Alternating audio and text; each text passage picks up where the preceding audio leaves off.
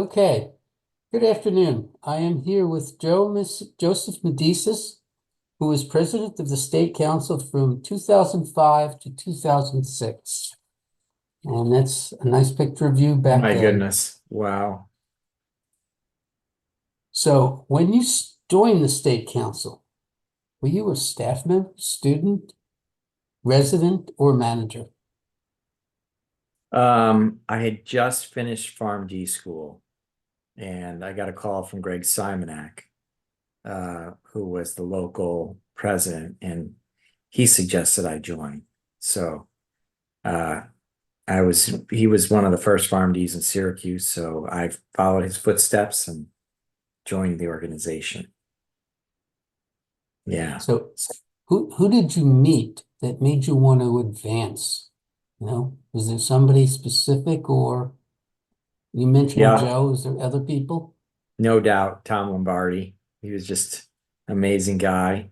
I was so impressed with what he was doing for pharmacists in New York State, very in and educated on all of the issues that were going on. And um, I went to my first uh House of Delegates meeting. I wasn't even a delegate. I sat in the back. That year, John Manzo was somehow between president and uh I don't know, he had a year off or something. He sat in the back with me. And so uh I introduced myself and I learned a lot right during that like 3 hour time period about how the council works, how the House of Delegates works. Um, Tom Lombardi was he was up front in the DS, I think. Um, but yeah, I learned a lot those couple of years. Okay. Was there any other past presidents that you met, previous past presidents that, you know, you got to know, and what were they like? Oh yeah, prior to me, Mary Andritz, she left, but I think she was actually running the council at the time, but she had been president. And then Jack Catrinos, of course, um, he had done an amazing job. The other person, of course, would be John Manzo. Like what I learned from John was not just about like running the council, but about like being a good person and caring about people and really leading in a certain way that showed empathy and incredible desire for growth. So he definitely provided that assistance ahead of me. So I learned a lot from John. Yeah. Okay. What challenges did you see as a member, as a board member, and then as president of the organization? Yeah. I think like there was a lot. I found strength in numbers, right? Like we had a lot of members. The challenges, of course, were to grow that membership. That was a primary, thing at the time, to grow the money that we had in the fund for lobbying, the lobbying fund, so that we could, make our voices heard a little bit more. So to me, those were like a couple of bigger things that needed to happen in order to lay the foundation for I thought, what the legislative work I thought needed to be done, which was, of course, the Collaborative Drug Therapy Management Act, was a big focus. At the time, Tom had started that work, and I continued it following him as the name of the position at the time was VP of Governmental Affairs. Ted, you'll remember that. And I Hmm. think you and Frank were running a lot of the council at that time, as president-elect in those years. So I was great to be able to sort of watch you guys lead and follow in your footsteps in many ways. So that was just an outstanding experience. Um, so we worked together um, to move to make a pretty aggressive move in trying to influence the state legislature. by not just showing up for lobby day, which wasn't very common then. But by we actually started like getting busing people in those days, and that was not heard of. If you remember, we rented a bus and brought people from different cities. The bus drove Mm-hmm. from different cities. Buffalo went all the way to Albany, got up a little earlier if you were in Buffalo, and there was a bus from New York. Um, but I think at that time we changed lobbyists, which was a great move because the drafts of the legislation the legislation, I still see a lot of the information in the legislative piece that we actually sat down and drafted during that time. It's still Mm-hmm. in the actual Collaborative Drug Therapy Management Act. So, I felt like the time, your time, Frank's time, Lee Briscoe Dwyer, these were some key members, Henry Cohen, that helped move that piece of legislation along.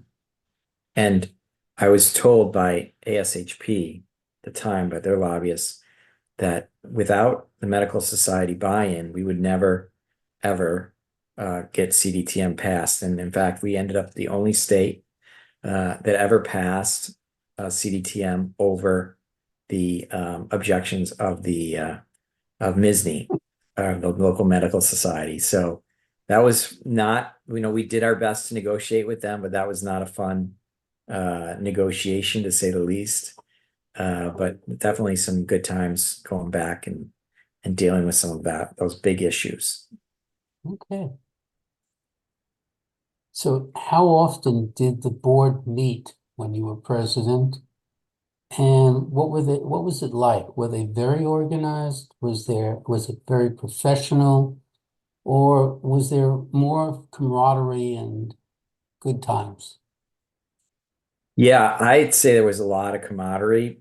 We had to meet live. There was no Zoom meetings. There was teleconferences, but there was no Zoom, if you will, or video conferencing that was done at the time. I feel like we met quarterly. It's going back a little bit of time, but I think we met at least quarterly, and then maybe again. I would say at least quarterly. It was the time frame we met. But we got a lot done in between as well with the different committees that each of us had responsibility for. So yeah, I think that was the way that we set things up. And then, the best times, of course, were the dinners in the evening. And I do think like there was a smaller group, if I remember, of a smaller group of the board, maybe the presidential officers that met monthly or more frequently at the time. I can't remember exactly. You would probably be able to tell me better. But I followed whatever you and Frank had put in place. Okay. Was there any major mishaps or issues when you were president, which you would be useful for future presidents not to repeat? Well, that's a tough question. Of course, in those jobs, you learn a lot about yourself. You learn a lot about the folks that you've surrounded yourself with and that you're surrounded by. And you make mistakes. I remember a couple of very emotional board meetings with tears flying for sure over the years. But I think what it demonstrated to me is that people, really cared about what they were, the reason that they were there, their existence, their why, if you will. And some strong feelings. We had limited money, right? We had to spread it around the best we could. We couldn't do everything we wanted to do. But I think during those time periods, like you learn about yourself and your ability to sort of forge through problems and deal with them. And I think that would be the most important thing to think about, is that as you look forward, you have a whole career in front of you, and work together to achieve the common goal. I think it was Frank and you as well that told me that, just look for one thing to try to get done. successfully and focus on that thing over the course of the year, because it's going to go by fast. So that was the other thing, is it went by so fast. The annual assembly, Mhm. when you became a member, what was the early assemblies like? Oh, they were up at the Sagamore.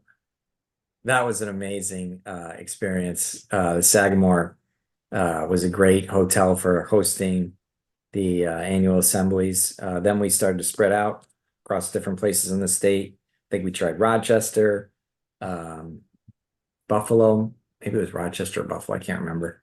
And then we were down in Saratoga as well. So we started rotating the annual assembly to these different places. But I started out, it was all at Sagamore. Um, I was really impressed when I first got there of how much of a political organization the council was, and how it existed in that way. It wasn't just an educational organization, but that we developed position statements, and we really took political positions on things. So that really fascinated me, because at the time we were all sort of groundbreaking into the clinical pharmacy world, and we needed sort of the bigger organizations to back us up. And at the local level, at the state level, the council provided that. Okay. When you were president at the annual assembly, your presidency, was it busy, chaotic, sedate? What do you remember about that actual time when you were installed? Pretty serene is the way I would describe it. Like, it was a great point in my career to be. I was just kind of in awe of the opportunity that was in front of us as a group, and anxious, of course, about capability to lead the organization, um, and we took on, I think, very seriously at that time as well, the idea that we had some responsibility to the people who are new to health system pharmacy, and students and such. And when you look at it like that, and you're speaking on behalf of an organization that represents all those people, and people who are not part of the organization even, but are still in health system pharmacy, right? That represents thousands and thousands of individuals. And now that we're adding the technicians in, it's tens of thousands. So it's just an amazing opportunity. It was an amazing opportunity. I think, looking back, it was pretty serene to just be recognized what the responsibility was ahead of us. Okay. Do you remember who installed you as president? Uh, I think, good question. I honestly don't remember. Um, I'm trying to remember who it was. Was it somebody from ASHP? Did we have somebody from ASHP there that year? We I usually would have. do. Yeah, do you remember? Um, I'm trying to What? think. It could have been Marcia Gutfeld. Yeah, because she was on the board. Or was Yeah. she? Yeah. Yeah, it might have been Marcia. Okay. That would be a good guess. Generational changes. When you started, you felt you needed to work your way up to the board. Yeah. Do you feel that the new members with their philosophy will, it's more me time than work time, or at least a balance? Do you think they'll be able to push the council or move the council forward in the future? Absolutely. I mean, I'm confident. The council plays a really pretty critical role.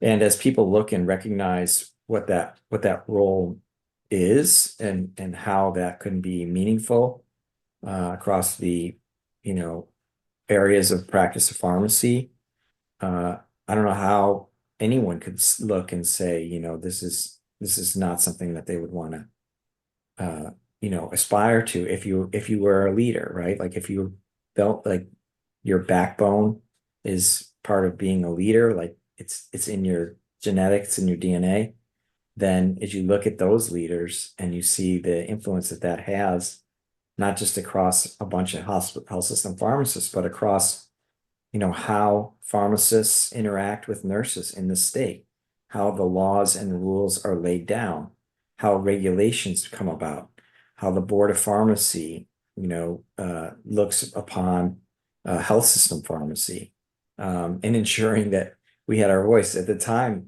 the board was very, even though we had a great executive chairman of the board, Larry, and a hospital pharmacist from Albany Med that he was, we still had a very, retail community focused board. And so a lot of the rules and regs forgot about us. And it continues to this day as we see some problems that have popped up over the years since I've been less involved. But we definitely, as you see that, you have to say to yourself, if you're a leadership person, you have to say to yourself, well, this is probably one of the most influential positions that you can have in the state.